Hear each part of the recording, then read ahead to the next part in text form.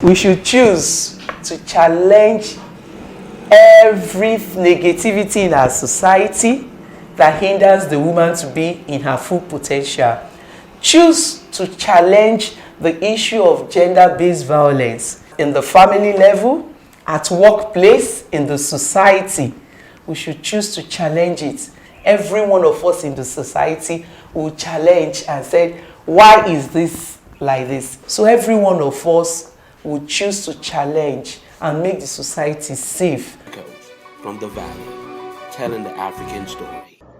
The history of women has been defined by a world immersed in wars, frustration, oppression, maltreatment, and inequalities, thus giving rise to the ideology of feminism as an agent of change, fighting for the rights of women and the protection of sin. I want to see the African woman that is free from everything that has tied her down in the past. Those things, historical, cultural, economic, political, security, those things have really tied down the African woman, has not allowed her to maximize her potential. She could do more than where we are today. For many centuries, African women had been subjected to a class of inferiority, second fiddle, living their lives at the dictates of the male folk. There's a recent study by the UN said that for equality in heads of organizations and governments is going to take the world 130 years. The African gender empowerment template has favored men and paternalistically disfavored women for centuries. Women issues are numerous that personally I've encountered in the course of my work. We have issues of gender-based violence. Those are, you might say gender is about men and women. I'm not saying we don't have issues where men are abused, but women face these issues more. Those issues are there in the family. We have where women face issues of incest. Even where they work, there is no equity. I'm not talking about equality now. Equality is a different thing. I'm talking about fairness. What the other person is entitled to. But because you are a woman, you are not entitled. A working woman, is she entitled to the same training the man is entitled to?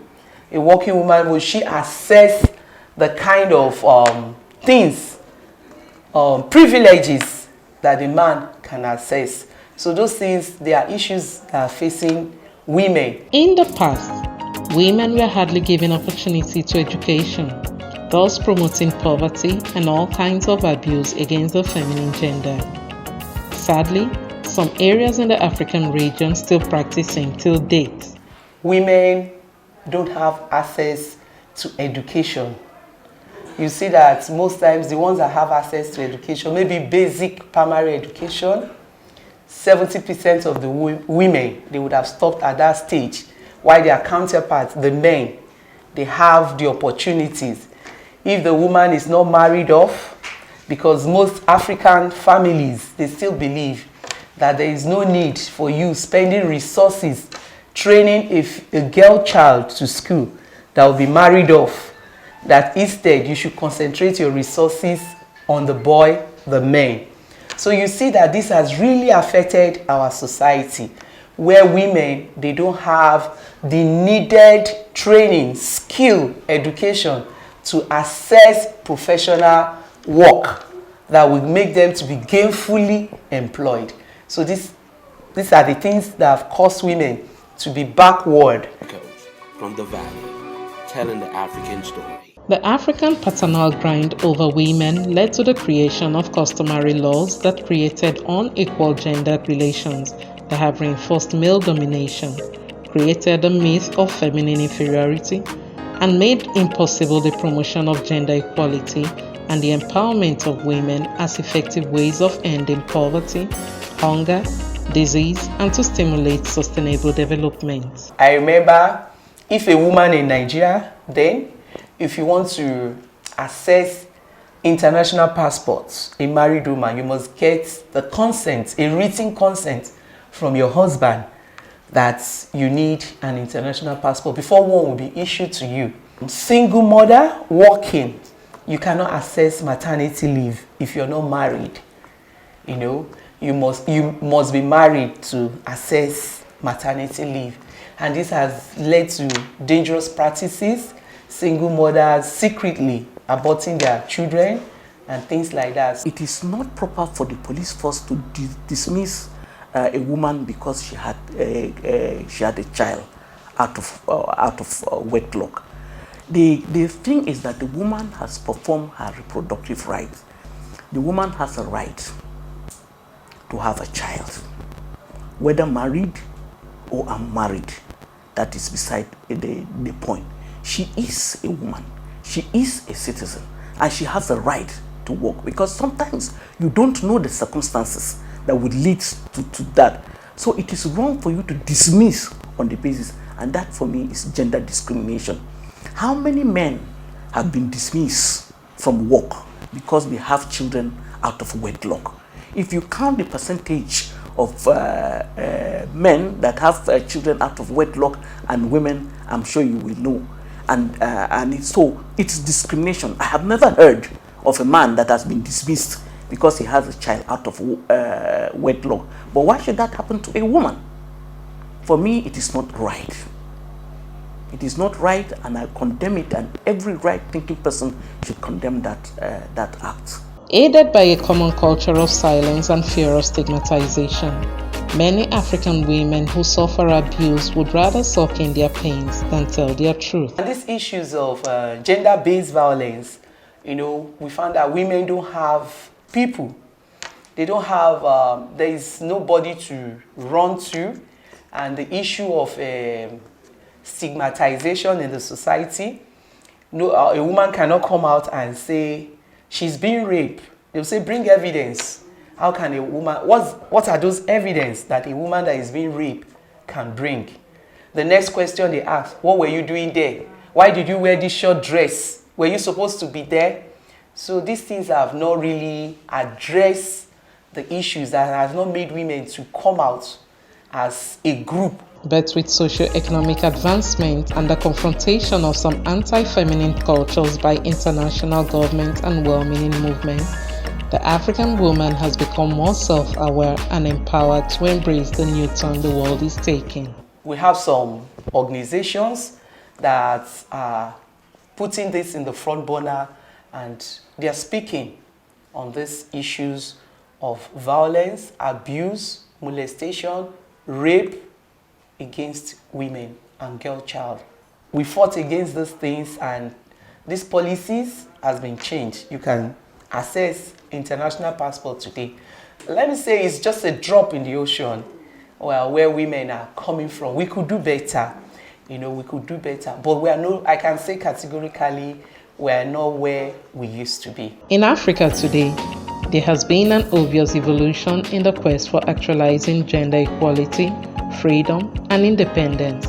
But this has been confronted with some prevalent anti-developmental bottlenecks yet to be addressed. We cannot pretend that we are free when women are not free. Until everybody is free, then we say all of us in the society, we are free. And that is it. And then if we are fighting, we are talking about development every day. And then the women are suffering all kinds of discrimination. There's so much inequality in the society. The girl child is being discriminated upon and all that. Then how can there be development? There can never be development. I think the level of development should be judged as to the level or the start by looking at the status of women and girls. So that will be the level of development that we put ourselves. So if our women are very down there, then we are not developed as a nation. If the girls are down there, then we are not developed as a nation. So if we have to be strategic, then we have to look at the women, we have to look at the girls, we have to look at the young people and then we will have a development that is strategic in itself and is holistic and is all inclusive, and it will make the society a better place for everybody. Despite being challenged by patriarchy, inadequate access to high quality education, and cultural ignorance, the 21st century African woman has managed to evolve, thus embracing the need for hard work as a form of freedom. Generally, the economy itself has made it possible for more women to be involved, because the economic situation is so harsh, is so people are barely trying to survive, and so it's survival instinct is one. You need to survive. You need to do something to keep body and soul together. You need to take care of your family. So, and then the jobs are not there. You agree with me that the unemployment market, as far as I'm concerned, is huge. You can see that people have graduated, so many graduates around, but there are no jobs. There are no jobs. So people need to be engaged in one way or the other. Some people engage through internet. They are doing internet jobs. Some people are working from their homes in their little spaces and trying to make ends meet. Some go to the streets where it is allowed, and sometimes if it is not allowed, they go to the markets, or even around in areas where they stay in their community. They go around selling things, door to door, office to office, if it is allowed, or on the streets. You see people trying to make ends meet. Sometimes you see people with a polythene bag, and that polythene bag has something that will help to put food on the table for that day. They are selling. I have this to sell. Would you buy? I have vegetables to sell. I have some wares to sell. I have now sanitizers to sell. I have nose masks to sell, and so many others. So that is it. So people are finding the formal jobs are not there, but of course the informal jobs are. The market is increasing because people have to survive, and that is why more women also have to work. As the cost of living increase and family responsibilities heighten, more men are unable to meet up with all their family needs. There has been a significant hike in female labor participation rate in Africa. If you look at the economic situation of this country, one person cannot earn, make enough earnings for a household to live on. If we, for example, if we were to take the minimum wage of Nigeria at the moment and say 30,000, and then it is just one person that is working, and if you look at our families, the least that you can have maybe in a family is about 6 people. That is the least, but that is without looking at the extended family. But there is no family in Africa that does not have an extended family. And even the situation in the country is such that you cannot afford not to also even look at your other extended family members, because so one person cannot provide for the family. You need more than one to be able to do that. And women are critical. And if you look at it, the resources of women, the resources that women earn, they use it for the family. You will have situations where women go hungry because they want to feed their own children. The remaining food that is there they would rather give to the children and stay hungry than to eat themselves. And that is it. So that is why it is important for women to work. Despite that, economic challenges have driven many women into the labor market, otherwise called hustle, more than ever before. There remains a huge gender gap evident in corporate governance and politics, a yearning for women to do more. The issue of the COVID-19 has really set us back than where we're coming from, because it affects the women generally than the men. Women are the cadre of the low-paid workers in the society. And as you know, with the crisis of COVID-19 globally, you see that we have issues of where women, African women, they lost their job twice the number than the men. Where we have women as cook, cleaners, they occupy the lower strata in the employment cadre. So when people have to lose job, women were mostly affected, because only few women were in the professional or leadership of offices, leadership, government, organization. So they were mostly affected. Coach from the Valley, telling the African story. Unfortunately, the African woman, having been able to defy some barbaric and limiting social norms against her, still suffers some level of vulnerability. Some reported cases of domestic violence prove that even women who are educated and financially responsible at home also fall victims of violence and abuse. How can they be helped? A number of women, like you said, they are gainfully employed, they are doing well, educated, and they still go through this. But what we're saying is that the number is usually minimal, and sometimes they know what to do because of education.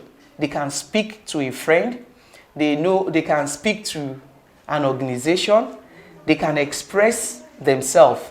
Sometimes it's not only school education that we need. We also need other forms of education for awareness, because most times when you speak to these people privately, it's just that they don't want the society to stigmatize them. They don't want to be labeled. They don't want to be seen as being bad and all those things. So you see that they endure all these violence, molestation, rape, and sometimes battery, which is very common in our society these days. In addressing some of the battles the African woman has had to contend with to gain her total freedom, there is a need to send a message home, the root source of most abuses against women. Yes, it is very important for us to always stand and protect our rights. And one of the ways that we can do that is to speak out. As women, we should learn to speak out when our rights are being infringed upon. We should speak out, because usually there's this conspiracy of silence. And so when in terms of things like happen, like rape or gender-based violence and whatever, people tend to hide it or conceal it. In fact, sometimes even some family members will come together and say, please don't spoil our family name by going to speak out. It is better to speak out so that you get justice, because it's important. It's important for the family as it is, and it's important for the person that is involved. Anywhere we notice things that are not going right, we should speak out. And we want men to be the ambassadors against these practices, because I've discovered that we women, we cannot do it on our own. But when we have the support of the men, men that are saying enough, because the men will say, these women, they are our mothers, they are our wives, they are our sisters, and our daughters. So when they say enough is enough, we're going to get results. And it starts from the home. I think from the home, you start educating the men around you. When I say the men, it starts with your husband, your son, your brother, your in-laws. You start the education. And most times, you see, when men are educated on women issues, they champion women cause. You see, men that are indifferent is because they don't know. And you see, when men get to know what women go through, they feel pain and they want to champion the cause. So I will advise every woman that the championing of the cause starts with you educating the men around you, telling them. Because sometimes, when you tell the men the things they are not aware. They say, are you serious? Do you mean women go through this? When you tell a man that, do you know a woman can be raped at workplace? They say, wow, how possible? And you explain it, they feel the pain and they want to help and they want to be an ambassador for the protection of the girl child, to protect the women in the society. Like we ask men that when you're around, look and speak. When you see a girl that she's uncomfortable, you just see how she behaves. You come close. What is wrong? Why are you afraid? By asking questions, you might help to save the life of a girl child.